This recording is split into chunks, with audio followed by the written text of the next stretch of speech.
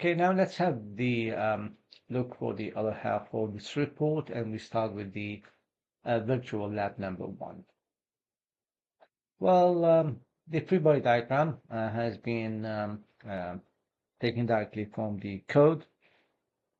Once again, a description for the scenario of this lab. Made it about the pendulum that hit in the block. Is going to push it first, and in the second case is going to be strong enough to trim it. So once again, it's not required to analyze the system in both scenarios in which the block is not going to be permitted to tip over first, and then in the friction force is going to be experienced between the block and the table will be analyzed. In the second scenario, it will be required to determine the impact force at which the block will be tipped by analyzing the scalar K value specifying the impact point on the block. So once again, list the parameters that known and unknown. So given what is the parameter given to us, and the assumptions of this task, okay, the required unknown outputs of the interest, the equation and the principles and theories. Okay, so you can see that we have the principle of the work of the energy, we have Newton's second law, and before that we have the principle of the impulse and the momentum. The MATLAB setup equation given to us, so you can see that we can change the pendulum mass, the pendulum arm length, and the block mass. That's in the first scenario. And the initial condition has been given to us, so this is like the pendulum. It's like the bar above the pendulum mass, the pendulum broad length, and the block mass allow for the analysis of the impact of the change of these parameters on the known outputs of the interest. All has been described, the code has been described, and then we are going to have once again the manual calculations and the MATLAB code verification. Okay, get the output, do the experiment 1. Initially, he choose the mass to be 5 kilograms. The length of the road is 0.5 meters. The block mass is 3 meters. Did the simulation, find what will be the displacement angle. So we are going to get that from the Simulink code. Get the results. The position is going to be pushed to 2 meters. The velocity will go up to 3.5, then dropping down to 0. That's for the block. Here we have for the pendulum. Now you can see the pendulum displacement is going to be sinusoidal sign because it's going to keep swinging. Okay, so that's position for the y is going to be dropped from the position 1 at 90 degree to that position, then start to swing forward and backward. Okay, so that's why we have that's the maximum height, then start to go up and down until it's going to be settled. For the x value, once again, it's going to be 3 meters when we're going to be in the horizontal distance. Then this value will be reduced. That's the x to be equal to 0. Okay, then it's going to go a little bit to negative, then come back to the positive, negative, positive, until it's going to be settled, as you can see here.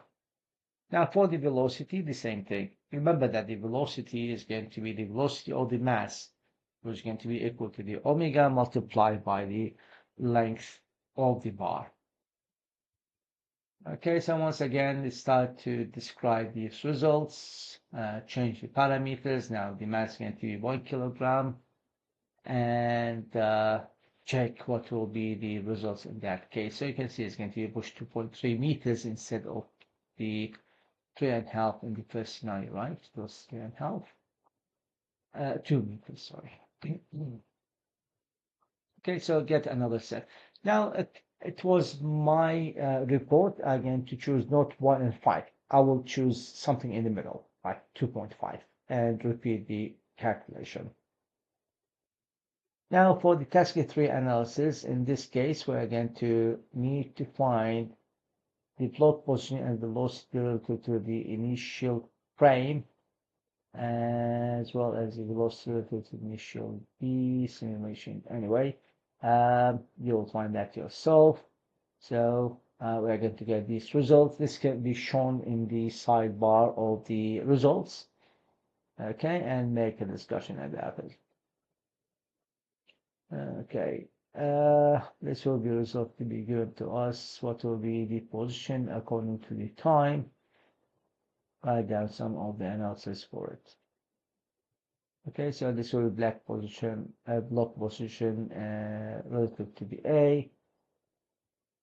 Okay, in meter, and that's for the velocity. Now, again, you can see that the student had put too much effort to explain their work and also acquired good amount of the changes in the parameters has been done. So the set of the results also has been increased, and this can be considered as a very good sign. I think that will be the other case. Yep, okay. Yeah, it's very good explanation for every situation that we have. Yeah.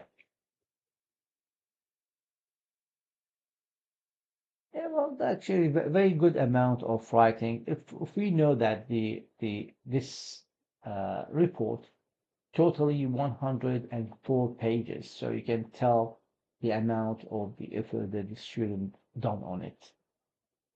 Okay, so task number 4 is going to be the tipping scenario. So one of the students that I show the report in the class, instead of changing the mass of the block or the length of the arm or the block mass, they simply just change the block K value. And that's very strange because the K maybe is going to be the range of gyration. So the range of gyration is not going to be changed unless if the K value here going to mean the torsional friction. So let's read what's happening here. So let's read what we're given here. Okay, oh, we have the scalar K. Yeah, so the scalar K, yeah, it can be changed. Scalar K can be changed. So K is not the value for the rate of gyration, but it's going to be the scalar for the height ratio for the height. So if it's going to have the K equal to 0, that's mean we're going to be at the point A. If the K is equal to 1, we're going to be at the top. So the K is going to be a ratio. We can use it as 0.75 or 0.5 or whatever the thing is. Definitely it should be more than half because that will be the only way that the block will be tipped to the side. Okay, so did the answer, did the calculation, find the minimum value for the K that will cause the block to be tipped. So in that case, you need to have a good variation. So you start, for example, with the value for the K to be equal to 0.4, 0.5, 0.6, 0.7, 0.8, 0.9. So what will be the minimum value that will cause the block to be tipped? That's how to run this experiment. Of course, with fixing the masses for the block and the mass for the pendulum.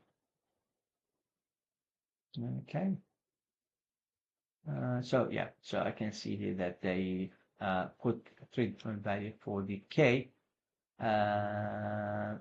Not tipped at 0.78, start to tip at 0.79, and tip at 0.8, of course.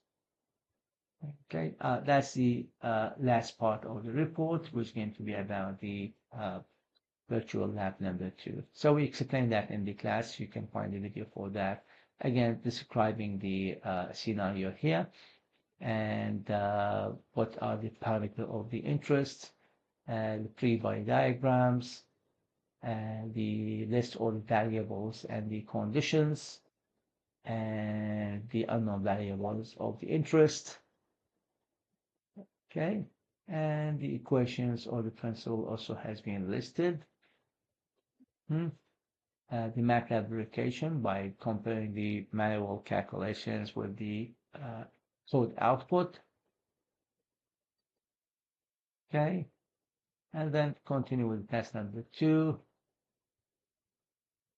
with the whole rest. Experiment number 1, changing the parameters we have here for the theta, which is the angle of the slope, and the mass.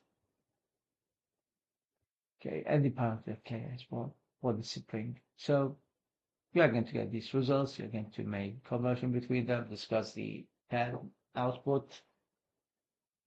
Okay, and keep doing that. The k is the spring stiffness, of course.